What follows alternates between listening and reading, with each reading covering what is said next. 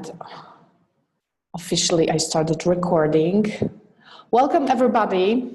My name is Agnieszka Kotusz. I represent SIETAR Polska, and I will be moderating today's SIETAR Europa webinar, which will be about intercultural training and the modern learner. And our today panelist is Gabriela Weglowska. As we are both Polish, I should say dzień dobry or dobry wieczór. But we're broadcasting to you right now from different locations, Poland and UK. So without further ado, I will hand over to Gabriela. Just one quick technical remark. As we are numerous today, 70 people already joined, I would really appreciate if you could keep on mute. And if you have any question, write it on the chat and wave your hand so that we would see that there is a question. And if you have any other requests or comments, of course, we invite them as well via chat. So, Gabriela.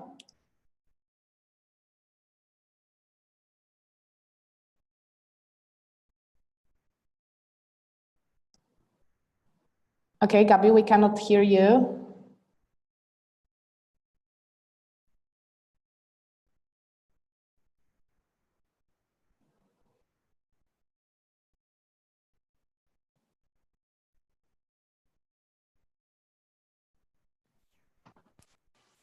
Yes, now. Can you hear me now? Okay, sorry. Yes, I had a red light flashing here that I'm muted. So I thought I am. Well, hello, everyone. I'm glad it's working. My name is Gabriela Weglowska. I am an Intercultural Skills Consultant, Trainer and Instructional Designer at LearnLite. This is a topic that is something that I'm occupied with every day, and I really wanted to talk to you about this.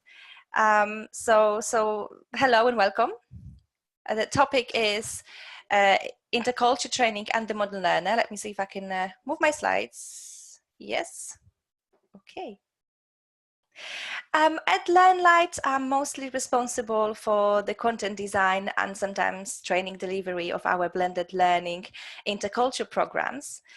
And just a few words about LearnLite. We are an edtech company. We enable the digital transformation of learning and development across the globe. And we focus on human-to-human virtual interaction, virtual training.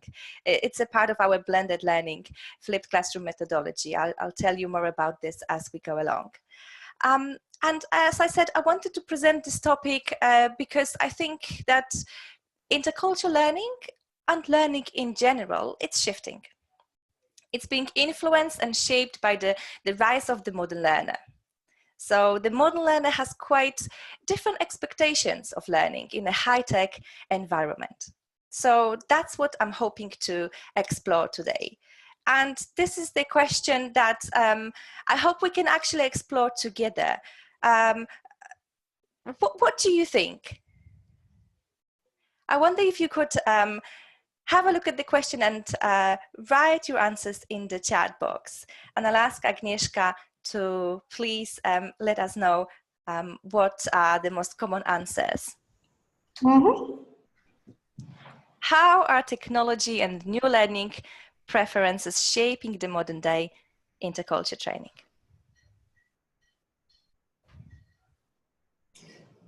The first response is learners are increasingly allergic to stereotypes. Right. More honest responses. They expect on-demand learning, less. Absolutely. Mm-hmm. That somebody is making a remark about attention spans are shorter. Absolutely. More business-oriented. Not sitting passively, less time consuming. Yep, absolutely. We learn more online in general, and therefore we are more demanding, we're short of time, We want the key information to be filtered and curated for us. Because of the information overload, there is so much out there in the internet, varied quality as well. We're getting busier and busier with our lives, with our work, so there's no time left for learning. And we want quick, flexible, like someone said, on-demand access to learning, preferably in a compact size that we can put to our pockets and carry with us. Hence, mobile learning is becoming more popular. Although slower in some countries and markets, intercultural skills development is on the rise. Learning in general, it's a great thing, in my opinion. I very much love learning and I try to make time for it. Do you? Do you make time for learning? How much time have you spent this week on self-development? And again, could you please take a look at the answers on the slide and add to chat box, either none, less than 30 minutes, or A, B, C. How much time have you spent this week on self-development? I'm curious to hear, to see who's out there and how important is your own development for you. Have you got D time? and E seems to be really ruling the place. Like there's rare A, okay, rare B, D and so, E. okay. C from time to time, yeah. Less than 3 hours. D, did you say it's most D and E. And E. So, okay. and C, as I say. Yes. C, well, as I say. fantastic, fantastic. So yeah, we have some keen learners here. That's really good to hear, to see. Well, according to Bersin's, Josh Bersin's report by Deloitte, Meet the Modern Learner from 2014, the average employee spends less than 20 minutes per week on activities that improve their professional skills. So that's less than 1% of their time. 2/3 of knowledge workers actually complain that they don't have the time to do the work, the job. So how can they find time for learning? They are constantly distracted by hundreds of websites, apps, video clips. And today's employees spend 41% of their time on things that offer little personal satisfaction and do not help them to get their work done. So in fact, a big chunk of our time is being wasted. So what if we had time, if we had more time for our own learning and development? How would you spend that time? How do you like to learn? Again, please have a little reflection around these questions and add your answers to the chat box.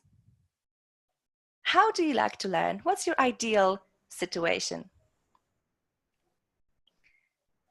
Do you prefer to direct your own learning? Do you like to have flexibility, flexible access to it perhaps at any time that suits you? Do you like to have it packaged in a micro format? Maybe you prefer to learn from short videos. What answers have we got there? So far, books, group learning, blended learning, books and other articles, sharing experience, interactive, self-directed. Mm-hmm. Okay, fantastic. So varied answers there. So what helps you to learn? Again, think about whether it is discussions, maybe implementing what you've learned, maybe testing new concepts, building new knowledge and skills through practice. What helps you to learn?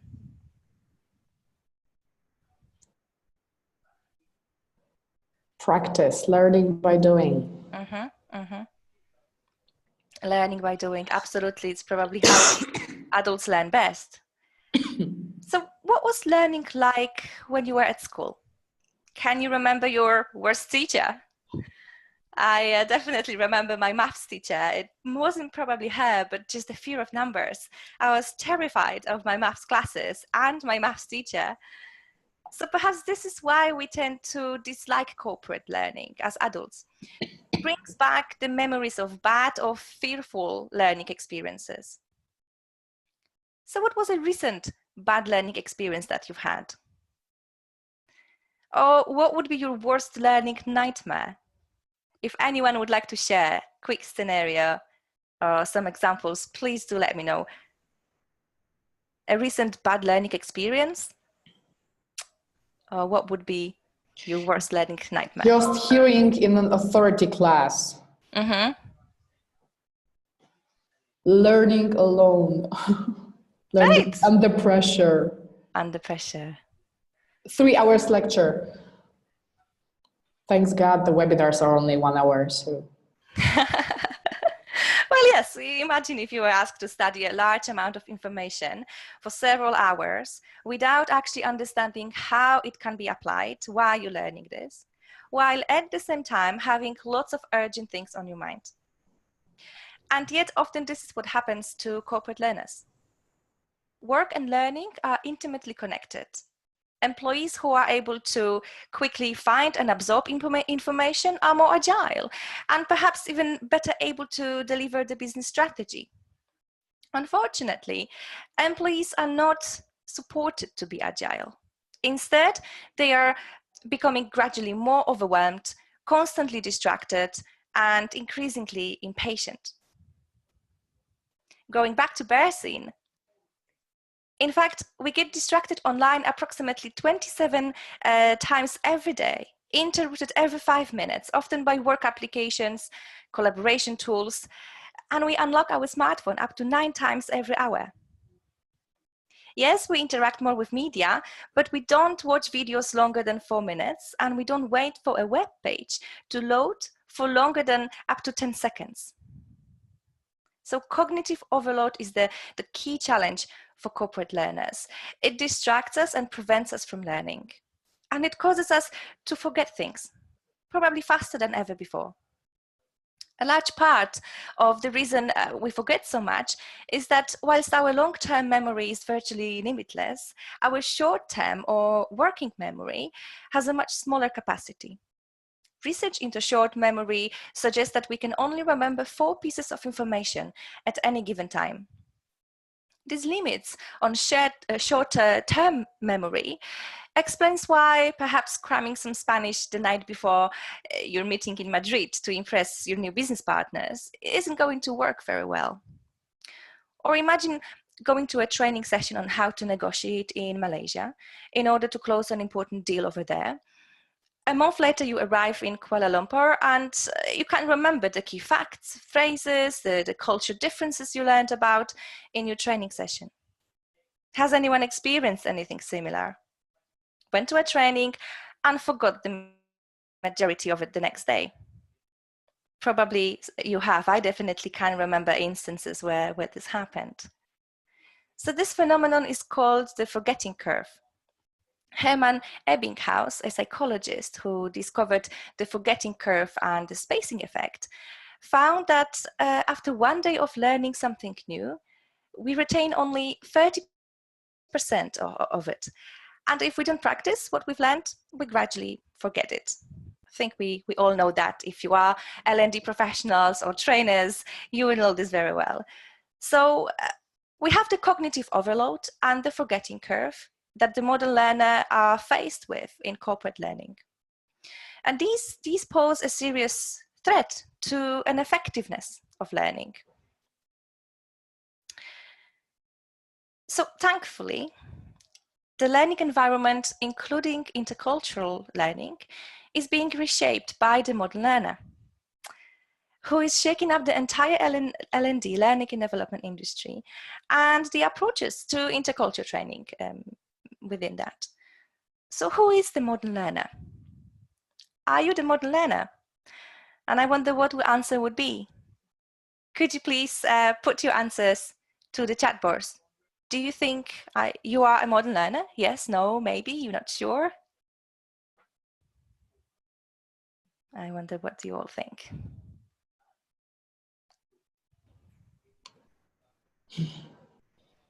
Yes, no, maybe, mix. Mixed, right? Okay. Well, let's have a test. Please think for yourself as I read some questions.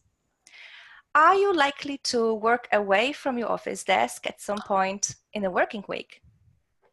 Are you prone to solving on-the-spot problems by accessing your smartphone for solutions? Are you likely to learn more from search engines or interactions with colleagues than from books or manuals? Are you likely to share your new facts or skills with someone else? And are you thinking of sourcing your own training and even paying for it yourself? If you said yes to any of the above questions, then yes, you are a modern learner. So who is the modern learner? The modern learner is someone who learns and works by using digital technologies, electronic devices, learning tools such as digital platforms, apps, videos. Someone who solves problems on the spot by searching for solutions online via smartphone or iPad. Someone who learns from search engines, blogs, and interactions with colleagues rather than from books and manuals. The modern learner is someone who shares, discusses, and exchanges knowledge with others. Someone who self-directs, self-sources, and self-funds their own learning. Someone who values flexibility and expects to access learning via multiple electronic devices without any restriction, aka ATAWAD, anytime, anywhere, any device.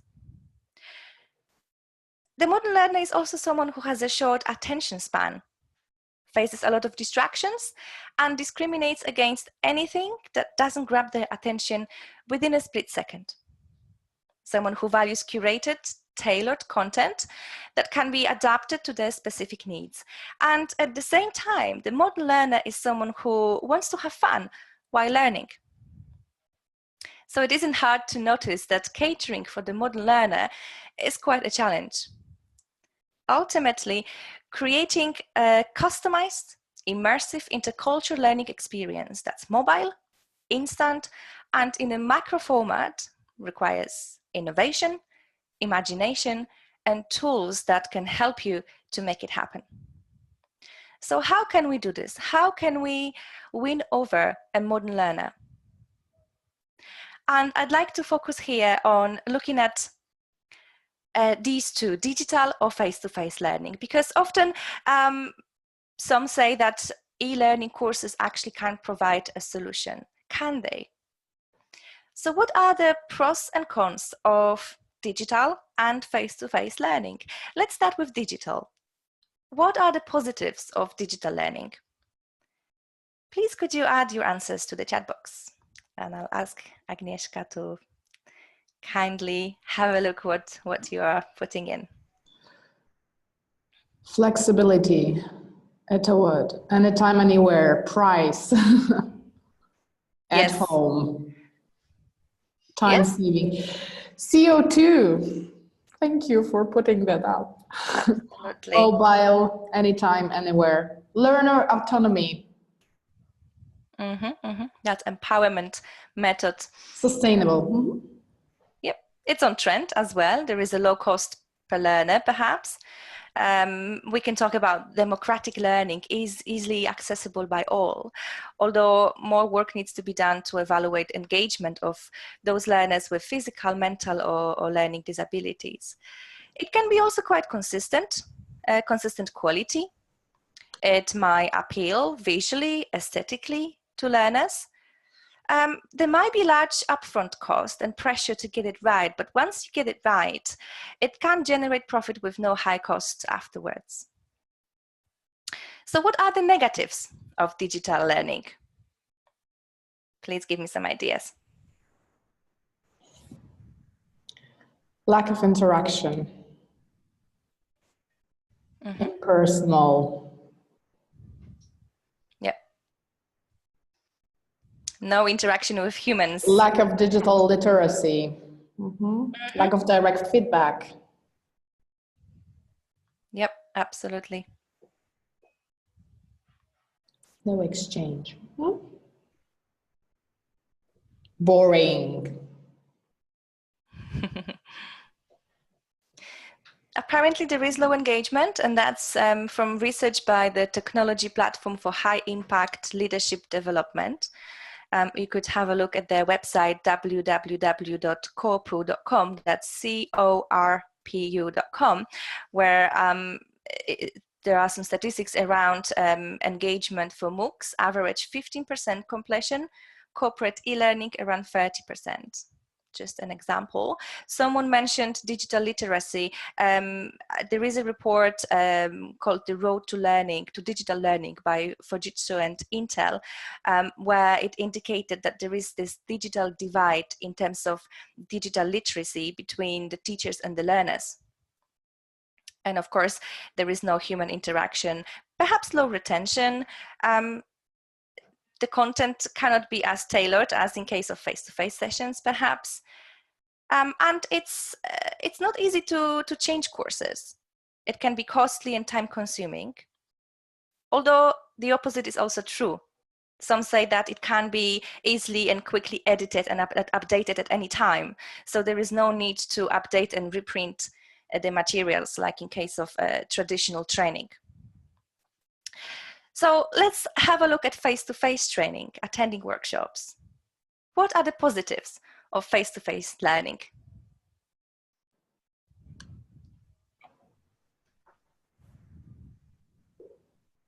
Personal, 5 senses, human touch, interaction. Very, very, very personal. Absolutely, and you can be accountable to your trainer, to your peers. So this might also help. And body language, that was something also mentioned what we're missing with online trainings. Yes, absolutely. Very important for some people, indeed, in general. It's more guided as well. Of course, you've got the interaction, you've got instant feedback. And it promotes the social learning. It's how we, for some of us, it's how we learn best. So what are the negatives of face-to-face learning?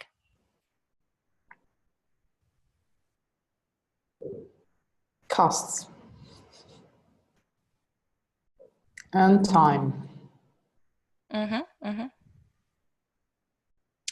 Travel impact. Too many people in the room. Extrovert dominating introverts. Right.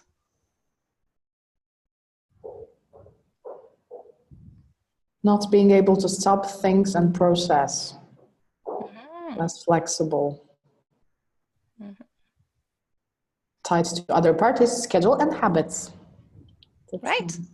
So what I'm hearing, it's quite a bit of inconsistency in terms of engagement, perhaps, especially just what came to my mind in terms of introverts, extroverts, multitasking, distractions. You might be sitting there but answering emails on your mobile.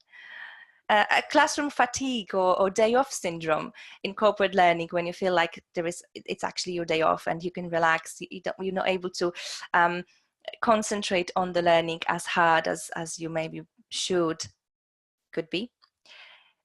Perhaps too much content, sometimes too late, too early, depending on where you are and how the learning needs analysis were done. Of course, there is the time investment that individuals, likewise, and companies might not always be able to have, and the forgetting curve, as I mentioned, but that could apply to other forms of learning. Okay, well, thank you very much for doing this discussion with me. So the results, well, neither is best. What is needed is an approach that is genuinely blended. And here it's an example blended learning model for developing intercultural skills course, or any course, in fact. It's a PIF model by Clive Shepherd. The preparation part, it's about helping the learner to prepare for the productive learning experience. It's about creating that alignment between the learner and the learning intervention. At LearnLite, we do this by inviting the learners to complete a range of digital bite-sized self-study activities on our digital platform.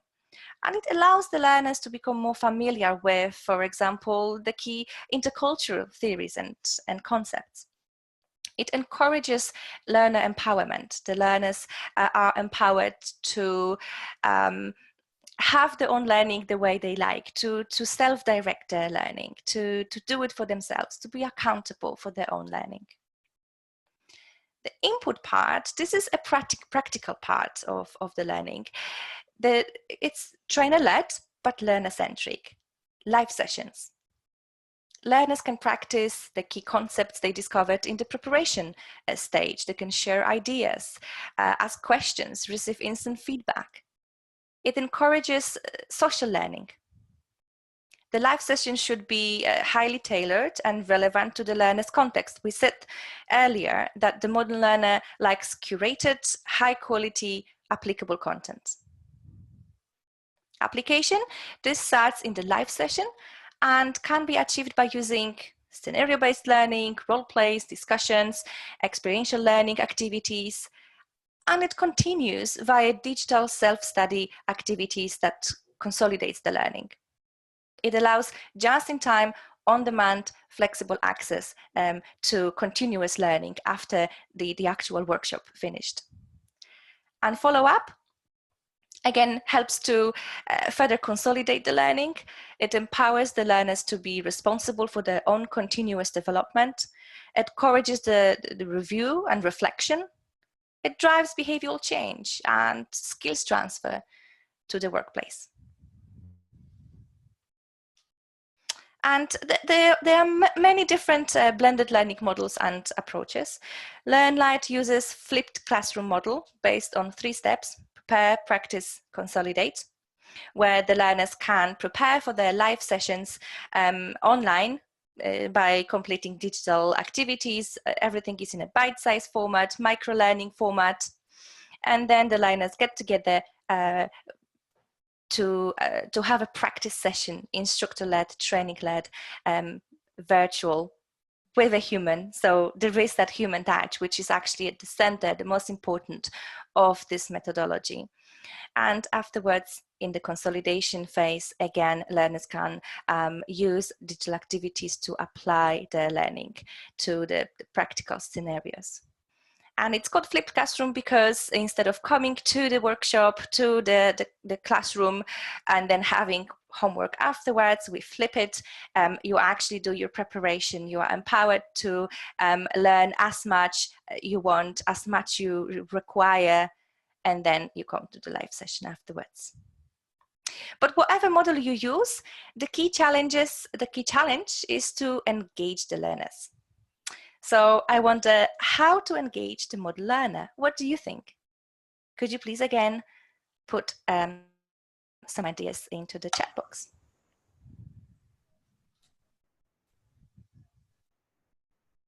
Questions? Yes, please. No, questions. How to engage the model learner. Sorry. Yeah, exactly. Questions. Relevant, up-to-date material, activities, responding to needs, interactive methods, humor. Right. Provocations for reflection, storytelling, short videos, real cases, examples. Mm-hmm. Offer for free. Okay. Well, I wonder whether if it's free, we think it's valuable enough or worth spending our time on. But again, it would very much depend, I think, from person to person. And with all of these tips, it would depend, right? We have counter option, nothing should be free. Of course. From one of the participants. Most common, find the real center of interest. Okay, yes, speaking to the learner motivation, to what really fires them up, what makes them excited about learning. We have an ebook at LearnLite called Demystifying the Modern Learner, which you could download from our website for free. It's easy to find in Google.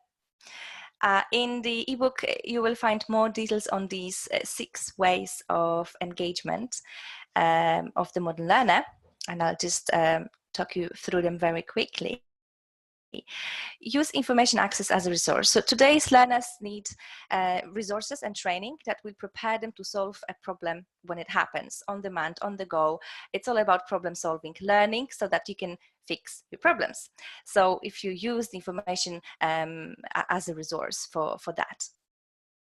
Make learning mobile and accessible on demand. We've already spoke about this a lot.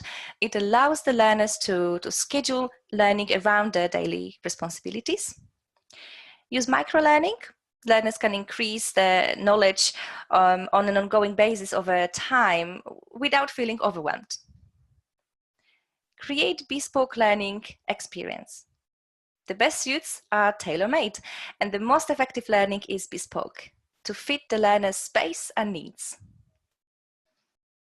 Embed interaction, technology that allows modern learners to take a more active role in their learning, promotes interaction and engagement, and stimulates long-term memory. It also reinforces the information in the brain, so learners have a lower chance of forgetting the material completely. Built-in space learning, learning technologies that use questions to challenge learners to recall information at different intervals, from days to months apart, increase information retention. So research also shows that memory retention improves as the time intervals between the information increases, helping the brain to transfer the information to long-term memory. And it seems that if well done, blended learning with the use of the right technology is actually a brain-friendly learning.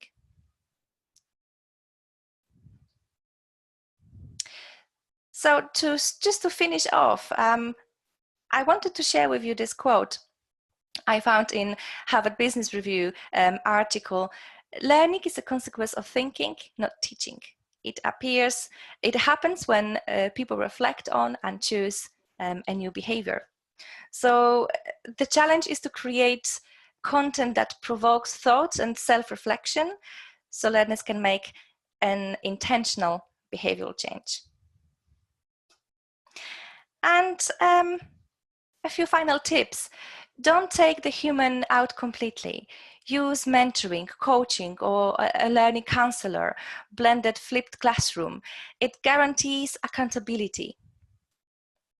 Learning outcomes must be tied to measurable outcomes. Focus on measuring learning transfer to the workplace, and this can guarantee relevance. And finally, focus on skills, not knowledge transfer, and this guarantees impact. So to finish off, an action plan, which we often like to do at LearnLite when we deliver our sessions, so that you can continue your learning after this webinar finishes. What 3 steps can you take to improve the effectiveness of intercultural learning using the learning technologies? Just a question to leave you with. However, I think we have quite a bit of time to actually have a discussion, and I wonder whether there are people on this webinar who have experience switching from face-to-face learning to digital learning, to virtual learning. Are you delivering virtual intercultural training? Does it work? In what cases it's a better solution? In what cases a face-to-face solution perhaps is better? I wonder if anyone would like to stay and share ideas and have a discussion, since I think we have still about 20 minutes. Yes, we have. Or if you have any other questions, please feel free to ask. Thank you.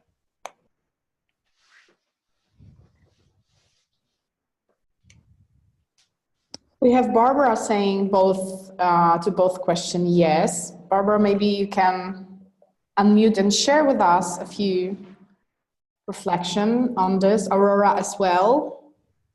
You were both first to, you cannot unmute. I will try to unmute you. Thank you for that information, and I will try to.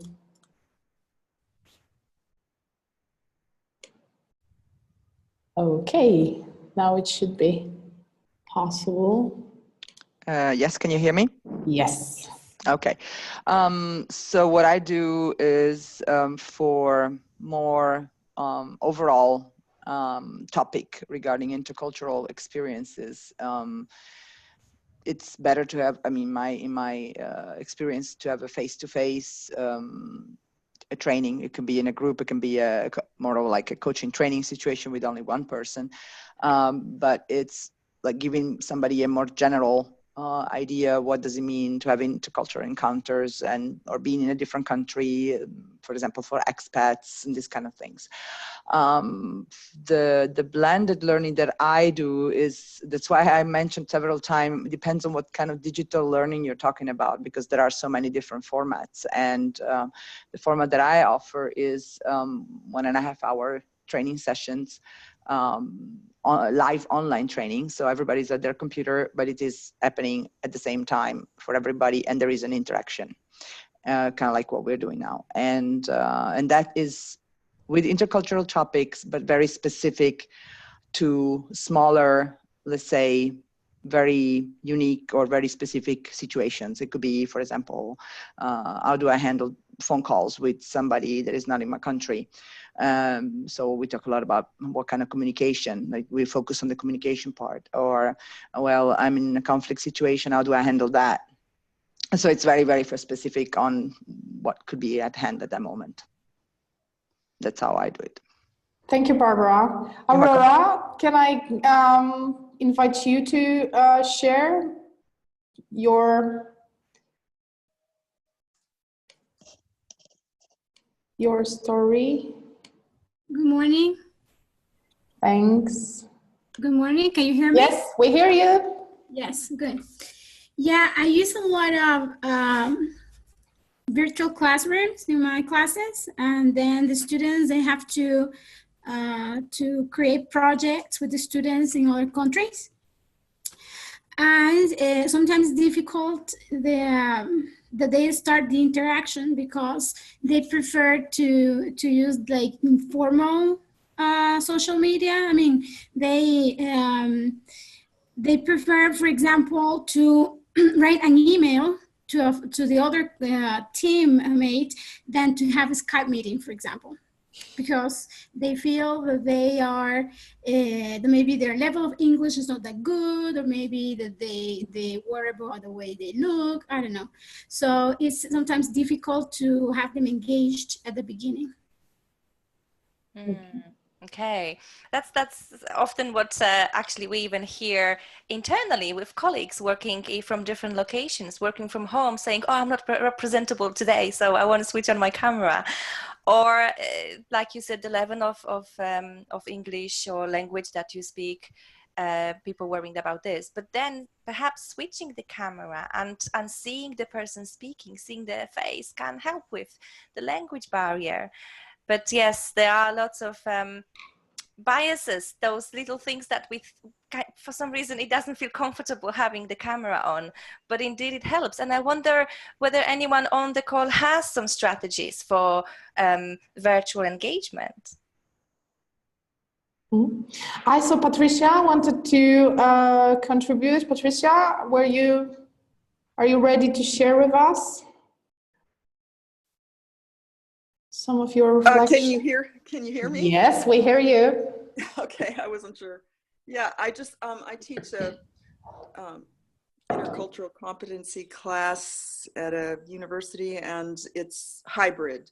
So I think the benefits of the hybrid is that, especially for people who are less apt to speak up in class, it gives them more, or people who like to spend more time reflecting, it gives them more of a chance to do that with the online portion. But then, you know, having the face-to-face gives them, those who especially want to interact, have more of a chance to do that.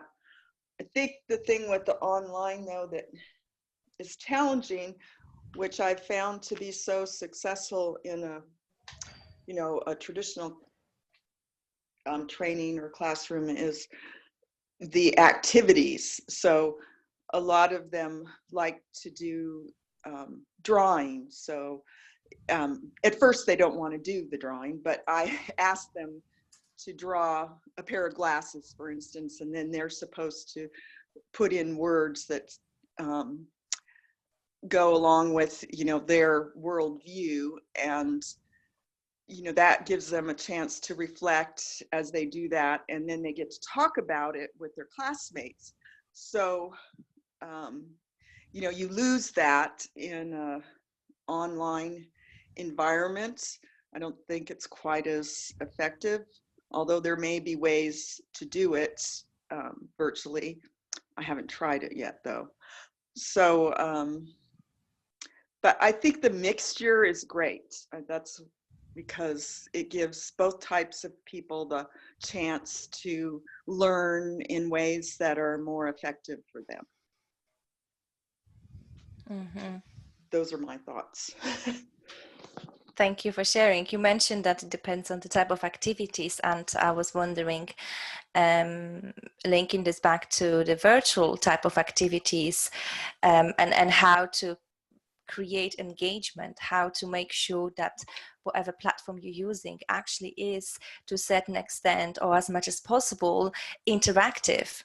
So it's not just about giving the learners a text to read or a video to watch, but perhaps adding some questions in front of the video on an activity card prior to video, telling them what's coming, what questions we would like them to think about, so that when they are watching this video, they're doing it with a purpose to answer the questions and already thinking perhaps this is a way to focus the learner. And maybe it's also about adding a lot of reflective questions rather than providing just the text, so that the learners can think about their own experience and link the concepts that they read or watch video about to their own experiences and situations and context. So just that to add from me. I also saw, Susanne, you wanted to also provide some insights, so maybe I will invite you to also say something. Hi, yeah, I was just wondering, in my, well, I teach at a college university in the south of the Netherlands, and we do try to use the flipped classroom principle for our teaching. But what we found is that some students are just not used to that methodology. So some students really struggle to understand the idea behind it. Mostly I would think of our Asian students, for example, or maybe Eastern European students who are more, let's say, waiting for the teacher to come in and give all the input, and then they will deal with the homework or assignments they will have to carry out. Whereas some people are more maybe used in their educational system to this flipped classroom principle. So I find it quite difficult to, well, I was wondering if anyone has experience with these mixed teams or mixed classrooms, and how the flipped classroom principle can be something positive for all participants. Thank you for that question. We're waiting if anybody has such an experience and would like to. We have a question, what is the flipped classroom? So maybe we could get an explanation as well. Yeah, it was in one of the slides Gabriela showed us, right? Yeah, I'm asking Gabi too. Oh, okay. Go ahead. Yes, I'm asking you, Gabi, yeah, because you used the term, so yeah. No, well, but I wonder if someone actually could define that as well. Perhaps it's how you define it in your learning environment.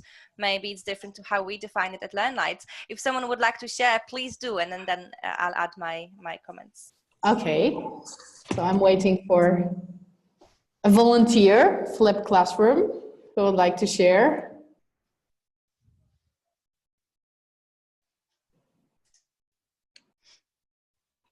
Patrick, I'm already unmuting you. And you're good. to share right now. I'm trying to unmute and some things.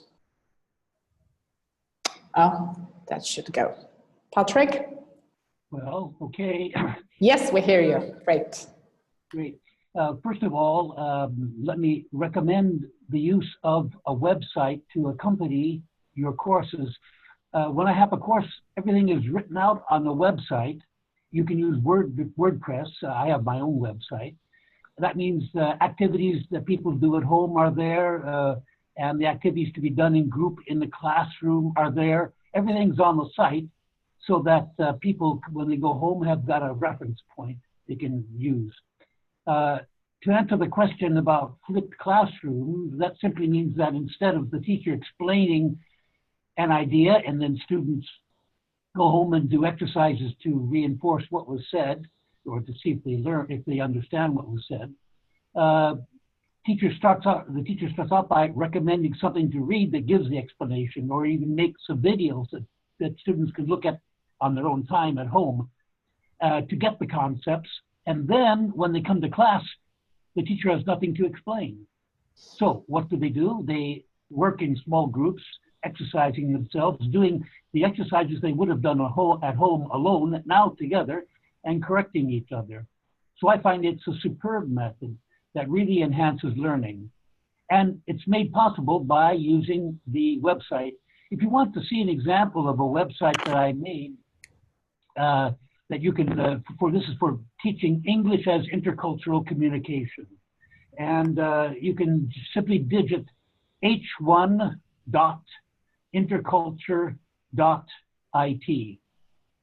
I'll repeat that, h1. I would appreciate if you could write it down to all panelists via chat. It will be fairly easier to get the site. Thank you so much. Interculture.it. Thank you. There you'll see the site, and the activities are. It's a long course, a 3-month course. The activities are there for a 3-month course in which the students have the materials that they have to look at home before they come to class, and then the materials to use in class to discuss. The students bring their cell phones, so they in class they have the site with them and the materials on the site with them by consulting their smartphones. You only need one smartphone in a group of 2 or 3 people, so not everyone has to bring a smartphone. They do the exercises. Then I go from one group to another to counsel them and to help them with their learning difficulties, so they get tailored instruction that way. Thank you for sharing this. This is very interesting, and therefore that's why we call our 3 steps methodology: prepare, practice, consolidate. So it's about preparing before the classroom, looking at and that preparation itself also can be tailored in a sense that if, when we come to topics, especially in corporate learning, when learners come to a session, some of them might already know something about that topic, others might know nothing about that topic. It also it caters for the different needs. Maybe a particular learner, more reflective learner, prefers to actually read and prepare and have more information up front. So it is all in preparation. Then when you say, well, the teacher has nothing to say in the class, well, it's all about the practice. Using different scenarios, using the information you already read about, practicing, sharing, giving each other instant feedback. Exactly. So just verify if the flip classroom term is already clear with you, or would you need some other clarification? Because that was the initial question. So are you good right now? Are you? Yes. Thank you. Yeah, flipping it basically. Yes. Also, what I wanted to add in terms of how to engage the learners to prepare the activities, what I can say, what we do, and it's not easy, whether it's college students, university students, or corporate learners. It's not always easy to get everyone to do the preparation activities, but perhaps it is something that can save you time along later on in learning in the live session, because you're not coming to the live session as a learner to listen to a lecture. You can read already about the key concepts in your preparation activities. You can think about this, reflect on this, watch a video, whatever activities you're doing, and then you're saving time. You're coming to the live session, the trainer doesn't have to explain this, and you can use that time much better to like Patrick said, to enhance your learning, discuss how different learners that you're sharing the live session with approach certain concepts or topics, perhaps. Bring your questions and challenges, get answers to these, solve your problems in the live sessions, already using the skills and the knowledge that you looked at in your preparation materials. Mm-hmm. But there is also a degree of tailoring and adaptation by the trainer. If the trainer is aware of who completed, how many people completed, what type of activities they've completed, this helps them to use this information in the live session to tailor the learning in an individual way to each learner. I see we have ongoing discussion on chat how to get people to prepare prior to this live sessions, as very often, and I do agree with that, incorporate learning, but I have a comment here in the university as well. People say they do not have time to prepare to the live sessions. So maybe somebody wants to comment on that, and maybe you have your... there is a comment, my corporate learners didn't even read all the emails for the preparation. Well, I do support that. But again, as we say, you know, you can't make people learn. They need to want to learn. Sometimes it has to be just that. But of course, there are strategies perhaps that we can use in different ways.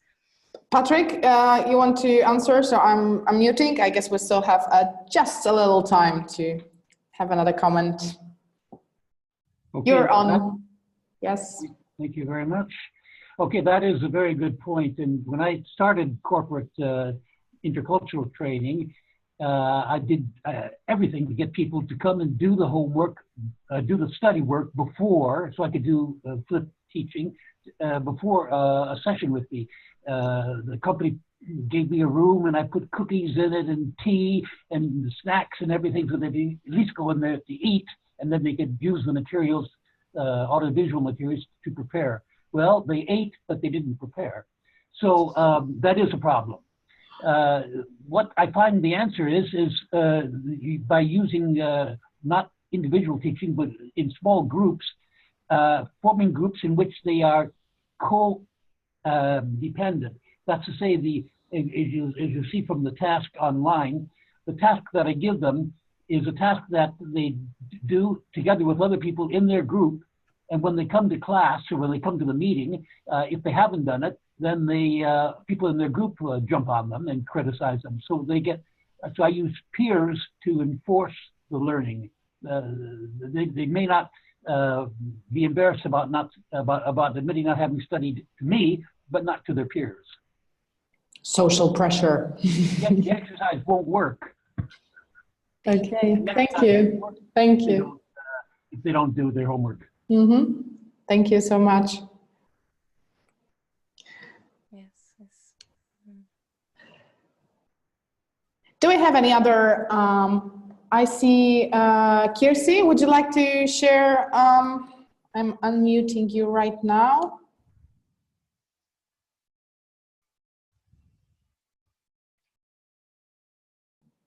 I'll try to.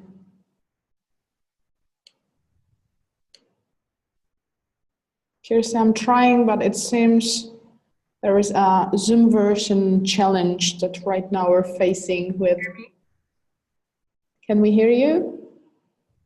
I don't know. Can you hear me? Yes, we can. Great. Okay. Hi. I use I'm from Finland, and I use a tool that a digital tool in my intercultural trainings, and it gives the people information on their personal communication style, and then they can compare themselves to the communication styles of other cultures. And I usually get everybody to do that. There might be, let's say there's a group of 10 people, there might be one who hasn't done it, and then they do it in a rush during the first morning. But I think it's because it gives them personal information. So it's something very, very private. This tool is called Culture Active. And, Cultural, could you please write it down as well in a chat box? That would really help us. It's Culture Active. I'm a licensed trainer, so I use it in my trainings. And then what it does, it also gives me material for the training itself, so I can go through their profiles or their joint profile and compare it to any culture that they want to investigate more, for instance, and then we can learn more about them and their it's just one of these methodologies that there is, and like I could use Hofstede, something based on Hofstede, but I like this one. This one is associated with Lewis, yeah? It's not strongly associated. It is owned by Richard Lewis and the Lewis model. Okay. So that's thank you. Thank you so much. Thank you so much for sharing. Okay, guys, I see we're approaching 7 p.m. Thank you so much for your participation. Gabi, would you like to add some final thoughts on our discussion? Well, thank you very much. Pleasure to be here. And I like that we could all actually add our ideas and strategies that we use. So thank you. I also right now launched feedback polling. So we would really appreciate if you would share your feedback with us before you leave the webinar. Thank you one more time so much for all your participation. And remember, all the webinar will be available on YouTube channel, SIETAR YouTube channel. There was a question about the availability of the slides after the session. So I guess apart from the movie in which you can see the slides, maybe you can send your email and in the chat box, and we will send it to you if you're interested in having it. Yeah, Gabriela? Yes, absolutely. Yes, I will email you the slides. Thank you. So thank you so much. Thanks, everyone. Have a nice evening.